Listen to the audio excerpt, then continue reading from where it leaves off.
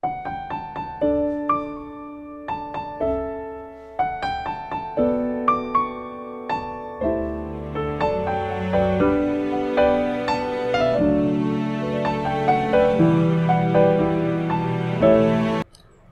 berjumpa lagi Bapak Ibu di dalam Renungan Harian GKI Sangkara Solo.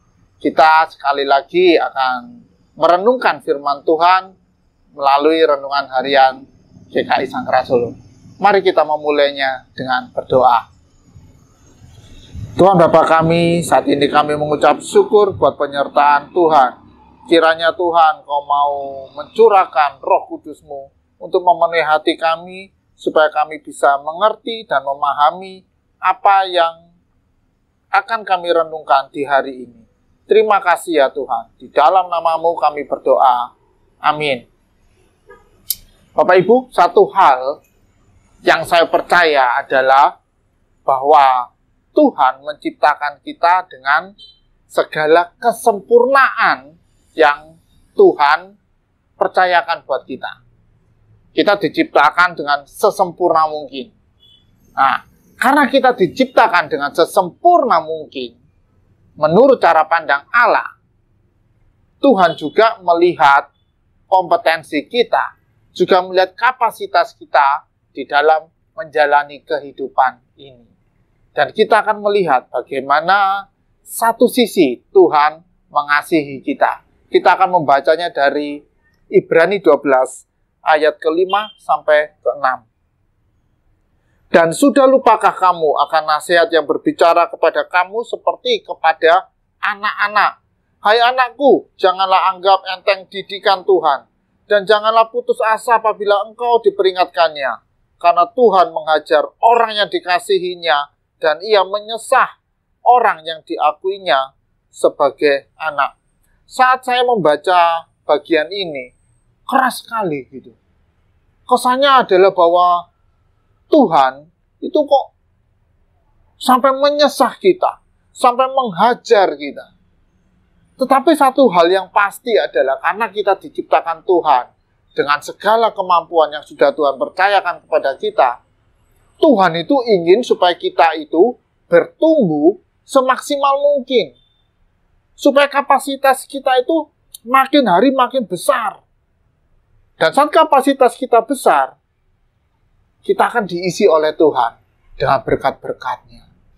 Dengan hal-hal yang luar biasa nanti akan Tuhan percayakan lebih lagi. Nah, tetapi satu hal yang harus kita pahami adalah bahwa Tuhan itu sangat-sangat mengasihi kita. Dan Tuhan bukan tipikal pribadi yang mengasihani kita.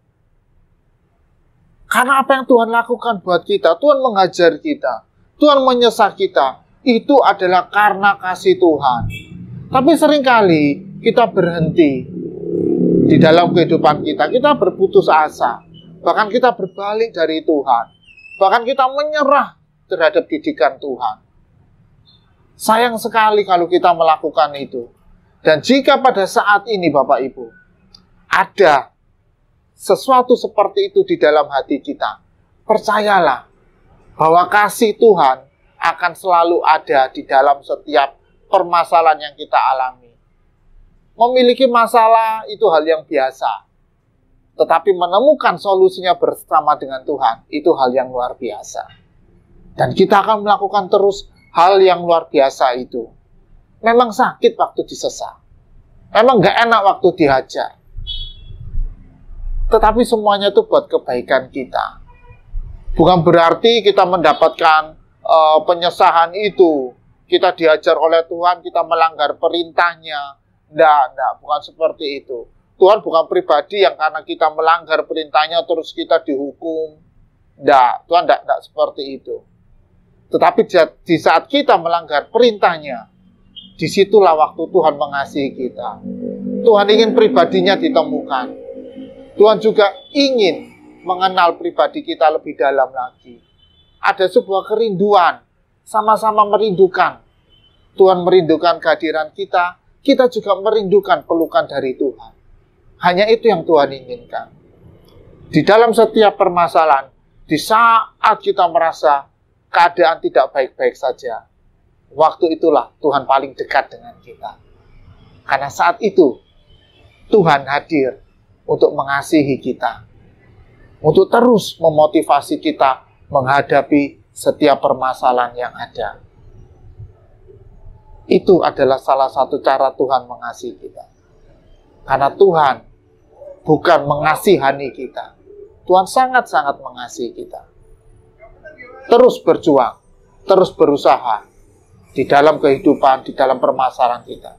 Kita akan menemukan pribadi Kristus. Itulah yang paling penting. Mari kita akhiri dengan doa.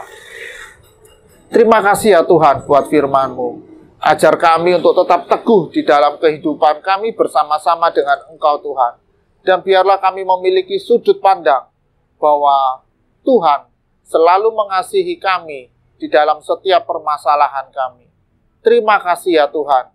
Kami serahkan hari ini, kami serahkan kehidupan, pekerjaan kami ke dalam tangan pengasihan Tuhan. Tuhan sendiri akan beracara di dalam kehidupan kami pada hari ini. Di dalam nama Tuhan Yesus kami berdoa. Amin.